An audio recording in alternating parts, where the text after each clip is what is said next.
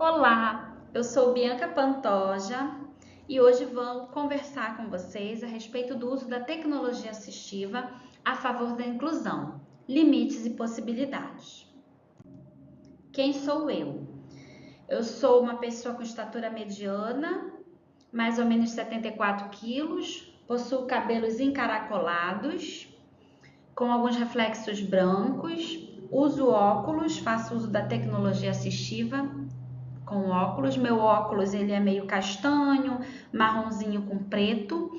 Estou trajando uma camisa de manga social comprida marrom com alguns detalhes beges. Estou com um colar grande de pedras e estou usando batom na cor marrom. Bom, eu sou formada, minha formação acadêmica, eu sou mestre em Educação, Ciências e Matemática pelo PPG-DOC na Universidade Federal do Pará.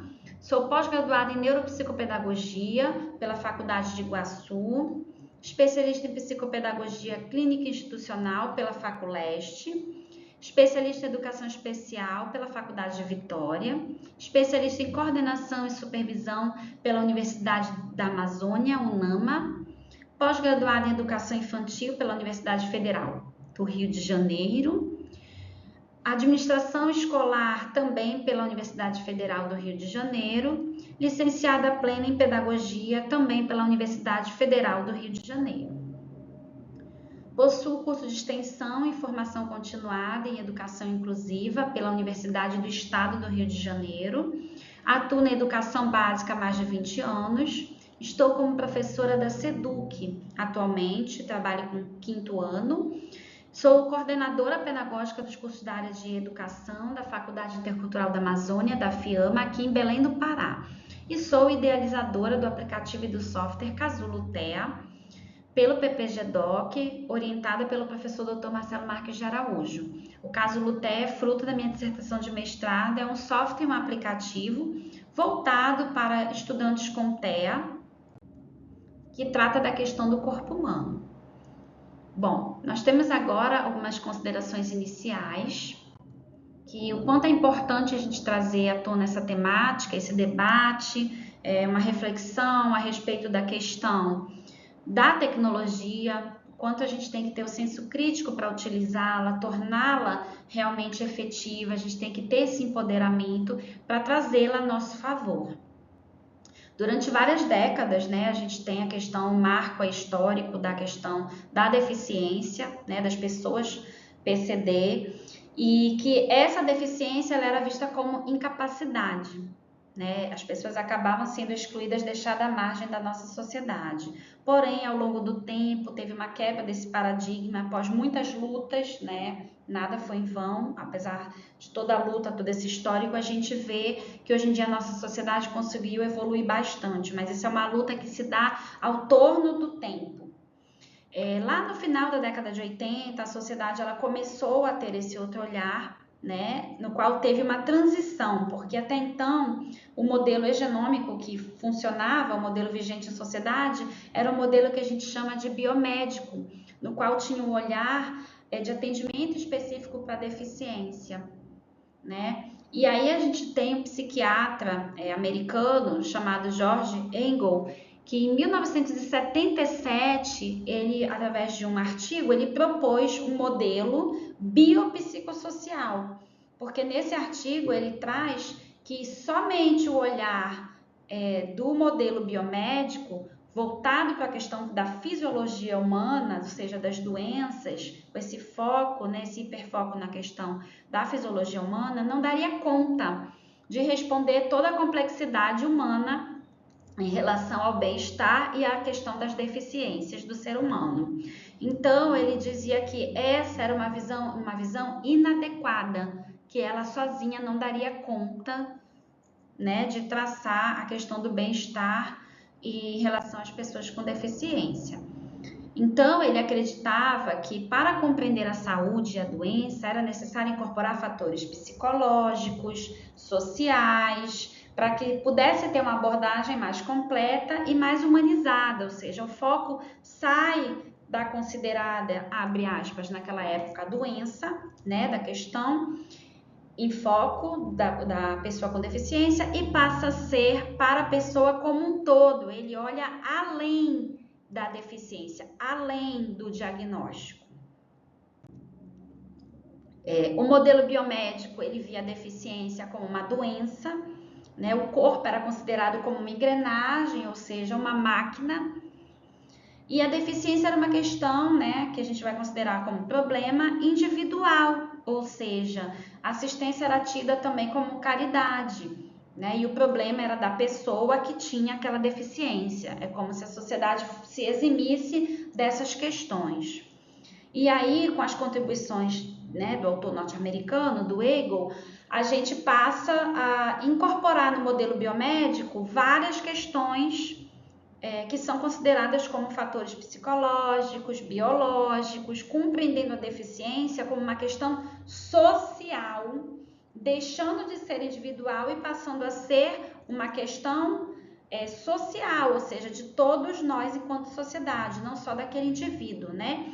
E ali já começa um pequeno ensaio em relação que a assistência deixa de ser uma questão de caridade e passa a ser uma questão de cidadania, de direito. Ali é o primeiro salto, o primeiro ensaio em relação a essa questão. Sai a caridade e entra a questão da cidadania, do direito. E aí, quando a gente fala dessa questão de cidadania, a gente traz à tona a inclusão, a gente traz à tona a mobilidade, a gente traz à tona o acesso e a permanência. Porém, essa questão da inclusão, é importante frisar que ela não, de fato, ela inicialmente ela não entra como inclusão. A gente sabe que historicamente a gente tem todo um processo histórico, né, cunhado por várias lutas, no qual a gente tem a questão da integração, que veio antes da tão sonhada, né, e legitimada inclusão, que é o processo que a gente está trabalhando diariamente aí hoje em dia na nossa sociedade. Então, a gente teve vários processos ali que a gente veio, historicamente, vieram sendo se constituindo, né, vieram sendo constituídos por muitas lutas históricas. Destaca-se que o modelo social, né, conhecido como biopsicossocial, ele é uma abordagem fruto da transformação histórica, foi exatamente o que eu acabei de falar. Então, ele é, na verdade, uma abordagem ele se torna, ao longo do tempo, uma abordagem multidisciplinar, porque ele leva em consideração questões físicas, questões químicas, questões comportamentais, questões sociais, questões psicológicas, questões de interação, ou seja, ele se torna um apanhado, né? O modelo biopsicossocial, ele vai além do físico, incluindo toda essa questão da saúde mental, emocional, social, proporcionando uma visão completa de bem-estar da pessoa com deficiência. Bom, na nossa legislação, ao longo do tempo, né, nós temos várias legislações e dentre elas nós temos a Lei Brasileira de Inclusão, que é a Lei 13.146 de 2015, na qual ela define que a pessoa com deficiência é aquela que tem impedimento de longo prazo de natureza física, mental, intelectual ou sensorial, que em interação com barreiras, né, e essas barreiras elas podem ser físicas, psicológicas, enfim, pode obstruir sua plena e efetiva participação na sociedade em igual condições. Então, a gente precisa respeitar, precisa incluir, precisa tratar com equidade as pessoas, dar as condições de acesso e de permanência para que essas pessoas possam ter plenas condições de igualdade social. Pessoas com graves incapacidades ou dificuldades motoras, né, elas utilizam, eu compartilho agora aqui esse pensamento de Mancini et al., 2004, ele diz para a gente que pessoas com graves incapacidades ou dificuldades motoras utilizam recursos adaptados e modificados na própria atividade ou no ambiente que a mesma esteja, a fim de potencializar o desempenho funcional no momento do desenvolvimento das tarefas, ou seja, na rotina diária da pessoa, ela precisa. Eu, por exemplo, agora, nesse momento, faço uso de uma tecnologia assistiva, que são os óculos, né? Se eu estiver sem óculos, eu vejo, porém eu tenho dificuldade, eu fico assim, enfim, eu tenho dificuldade de enxergar. Quando eu coloco óculos, que é uma tecnologia assistiva, eu consigo ter ampliação da minha visão, consigo ler, consigo enxergar melhor. Então, essas pessoas que tenham qualquer dificuldade em alguma situação, elas podem fazer uso recorrente, né, do seu desenvolvimento ou na atividade. Por exemplo, nós temos pessoas que utilizam os óculos apenas para leitura. Não é o meu caso, eu utilizo óculos permanentemente. Mas, de acordo com a necessidade de cada um, a pessoa com deficiência vai poder estar fazendo aí o uso recorrente da tecnologia assistiva a seu favor. Nós temos aqui um marco muito importante da gente poder falar, que são as questões das legislações. E aí eu trago para a gente, né, para frisar aqui nesse campo, a questão da LDB de 1996, que ela garante esse acesso também. Nós temos também a LBI, que é a Lei Brasileira de Inclusão, de 2015, que é o Estatuto, né, da pessoa com deficiência, e temos a nossa Constituição Federal, todas sempre trazendo essas questões dos direitos, deveres e principalmente essa questão da proteção, do acesso e a permanência em condições plenas, né, desenvolvimento pleno do cidadão. E aí, claro, como a gente está tratando de cidadania, inclui todo mundo, não tem nenhuma exclusão.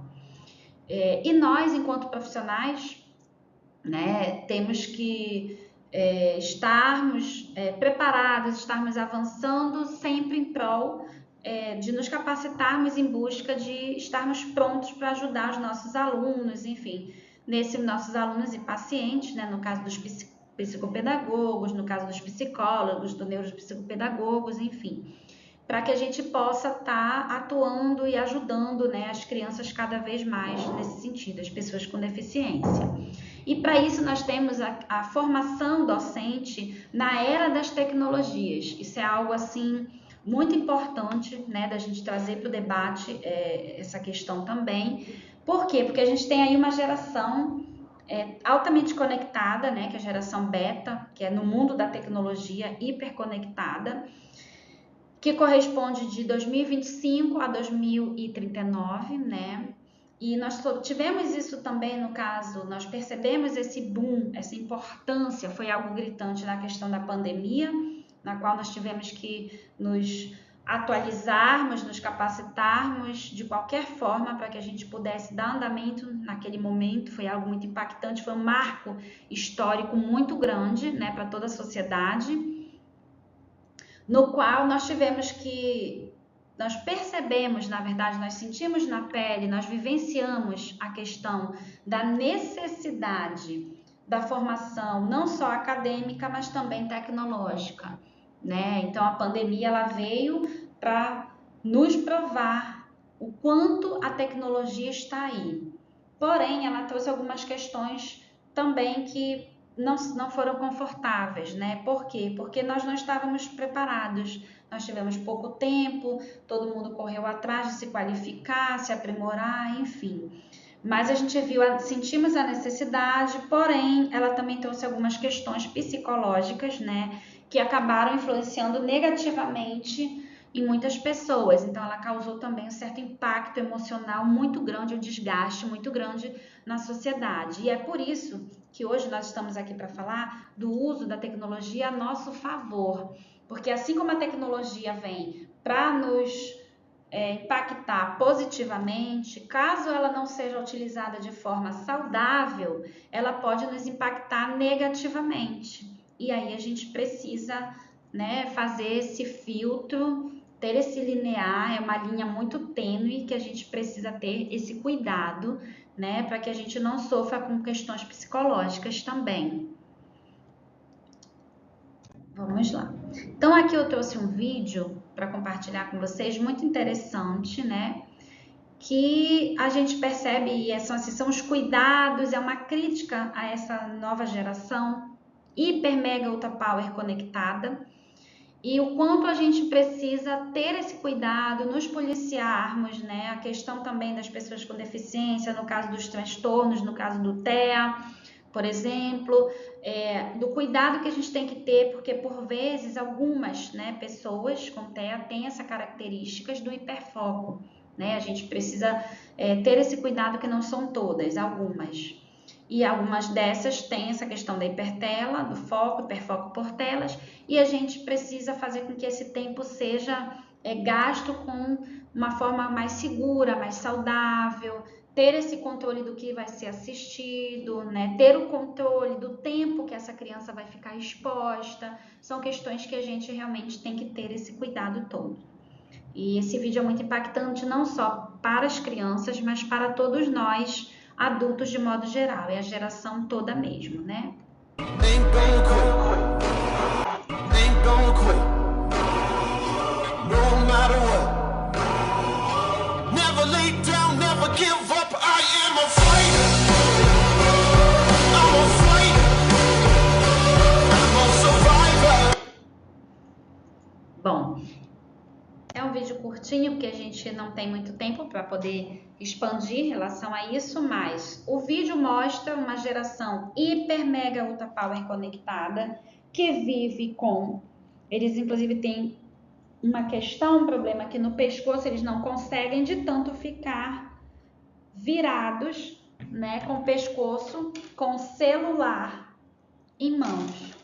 E isso é uma característica atualmente da nossa sociedade moderna como um todo, com esse boom da tecnologia, com o boom da internet, com essa geração, né? E a gente tem que ter esse cuidado para tornar com que essa tecnologia seja utilizada de forma benéfica e não maléfica, porque o nosso corpo sente, né, nossas estruturas fisiológicas são abaladas, nosso psicológico também pode ser abalado, enfim, são várias questões, a influência, né, que a questão da internet, que a questão traz sobre essa nova geração, enfim, sobre todos nós, a questão do consumismo, isso é algo que pode ser muito maléfico para a nossa saúde, para o nosso bem-estar.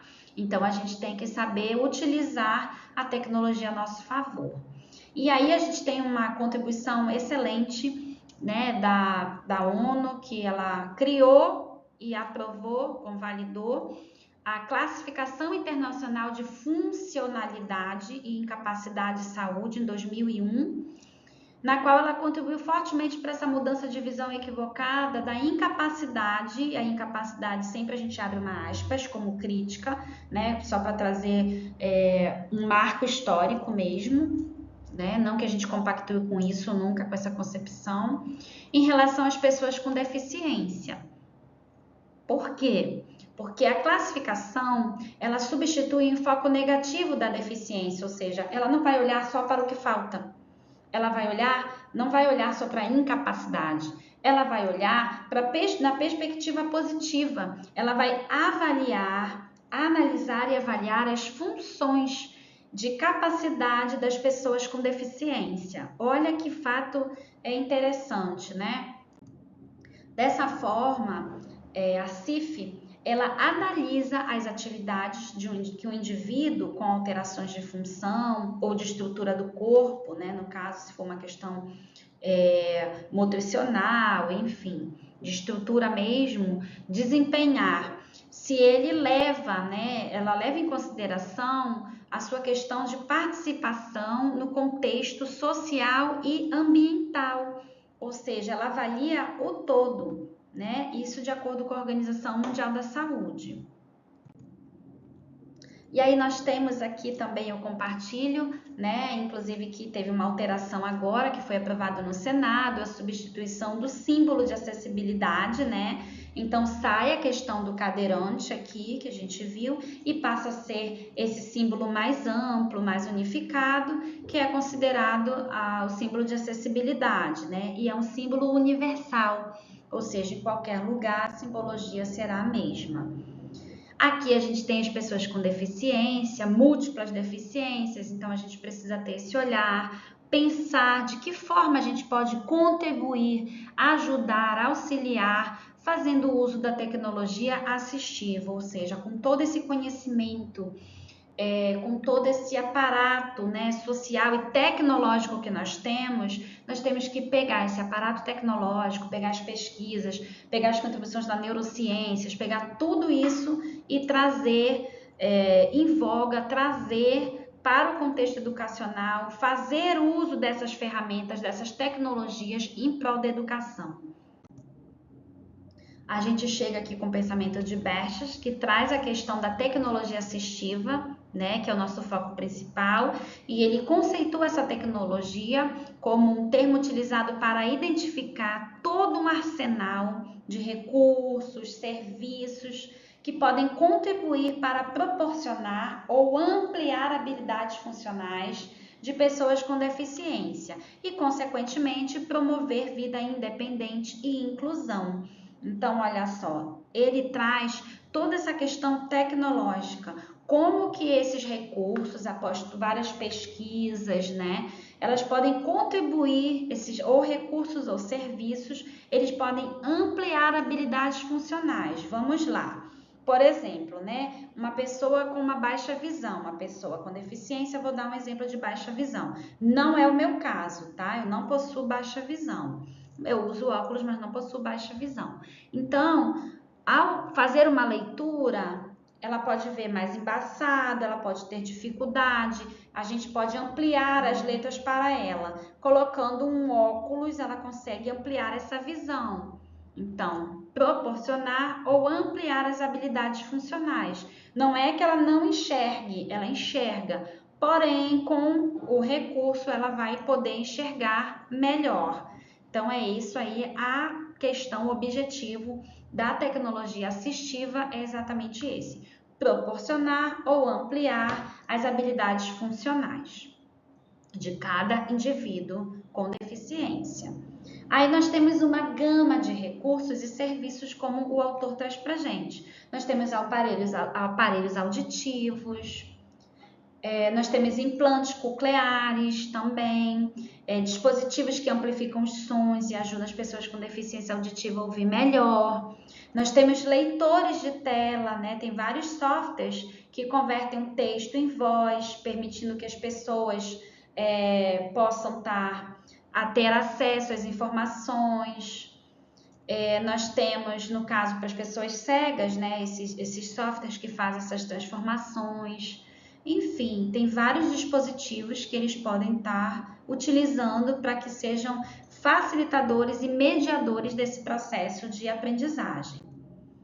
Nós temos a própria como recurso também aquelas cadeiras de rodas, que são dispositivos de mobilidades, que auxiliam pessoas com dificuldade de locomoção. Nós temos sistemas de alerta visual e tátil. Por exemplo, nós temos aquelas rampas de acesso, nós temos o piso tátil também, né? A rampa que tem o corrimão também sensorial, para a pessoa poder pegar. O próprio piso tátil, ele é um piso sensorial. Nós temos bengalas que possuem diversas cores, representando o grau, o nível de auxílio na acessibilidade da pessoa com deficiência visual. Enfim, nós temos importantes vibrações, tem luzes, né? Possuem sistemas táteis e visuais, como dispositivos que acendem luzes, que fazem vibrações para notificar pessoas com deficiência auditiva sobre eventos importantes, chamadas telefônicas, vários tipos de alarmes, enfim, tem uma gama de materiais. Temos também software de comunicação alternativa, né? Os softwares são ferramentas que ajudam as pessoas com deficiência na fala, a se comunicarem através de símbolos, através de textos, através de imagens. Enfim, no próprio aplicativo e no software Casolutea, por exemplo, que eu criei, eu fiz uso da tecnologia assistiva através de imagens, de reforçadores. Quando, no caso, a pessoa com deficiência ela está utilizando o recurso, se ela acerta, aparece um reforçador positivo, se ela erra, aparece um reforçador negativo, e sempre um estímulo para que ela continue a fazer, para que ela não pare de tentar. Nós temos aqui um outro exemplo, que é o teclado Colmeia, né? Aqui é um teclado em acrílico, que ele trabalha a questão da acessibilidade e conforto para as pessoas com mobilidade reduzida, ou seja, ele vai dar um conforto na hora de teclar, de utilizar o teclado do computador. Nós temos aqui um outro recurso, que é o teclado expandido. Ele é um teclado colorido, chama atenção, auxilia para a pessoa que tem baixa visão. Então ele promove, na verdade, a intenção dele, o objetivo dessa tecnologia assistiva é promover o conforto e acessibilidade para as pessoas com baixa visão.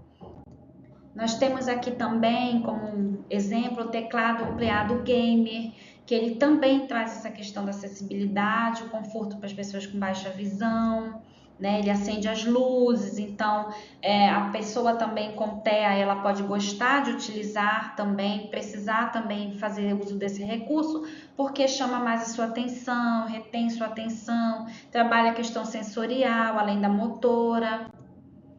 Nós temos também outros recursos que já não são tão tecnológicos no sentido de informática, e sim no sentido tecnológico de promover acessibilidade enquanto recurso, que é o caso dos engrossadores de lápis, né, que, por exemplo, são materiais que são muito utilizados como emborrachados para auxiliar na pegada, né, na questão da coordenação motora, né, dessas pessoas com deficiência. Que são com acabamentos que encaixam o lápis ou a caneta para aumentar o diâmetro, facilitando na hora da pegada. Eles são muito úteis para quem tem a mão hipotônica, ou seja, que não tem aquela pegada firme, né?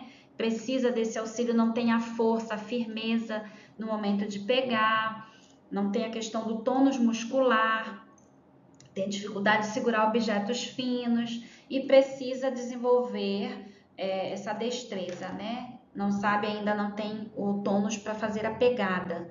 Então, a gente precisa trabalhar também. E no mercado também tem muitos, temos os lápis grossos também, né, que também servem e apoiam na hora dessa pegada, e também é um material também específico para auxiliar a pessoa com deficiência nessa pegada. Nós temos adaptadores, fixadores, né, que são através de anéis, que também é um recurso muito recomendado pelos terapeutas para auxiliar na hora da escrita, na hora da pintura, especialmente para as pessoas com artrite, com mãos fracas, com muita dificuldade na questão da coordenação motora, né? Temos fixadores em tira, que também ajuda, né, a pegar objetos como na hora da escrita, pegar escova, quando a gente vai pentear o cabelo, escova de dente também. Eles auxiliam na autonomia. Aqui eu trouxe alguns desses modelos. Então, esse é um engrossador de borracha. Aqui o engrossador de EVA. Temos também o engrossador com pregador, né, de roupa, que a gente pode estar utilizando.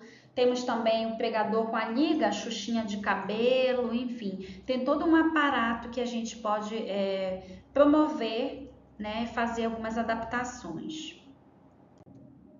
Temos também aqui um outro modelo muito interessante, que é fazer uma luva de meia. Então, é algo que é possível, são materiais bem acessíveis que a gente tem em casa, e a gente pode estar utilizando também para auxiliar nossos alunos. É pegar uma meia, furar aqui no indicador e no polegar, e na hora da pegada, e os outros ficarem dentro da meia, para na hora da pegada ajudar nesse movimento de pinça, nessa motricidade fina, né? Nós temos vários recursos aí que a gente pode estar fazendo uso. E aqui fica o meu muito obrigada a todos. Eu deixo o meu acesso, meu contato aí, tá? Bianca Pantoja. Deixo o e-mail do Casulo TEA, casulutea@gmail.com.br. Meu celular 91 989 78 2961. E fica aqui o meu muito obrigada a todos, e será um prazer falar com vocês, poder atender a cada um que tiver em caso de dúvida, quiser algum contato, fique à vontade, entre em contato comigo, que será um prazer recebê-los e poder dialogar com vocês mais um pouquinho. Um forte abraço. Muito obrigada.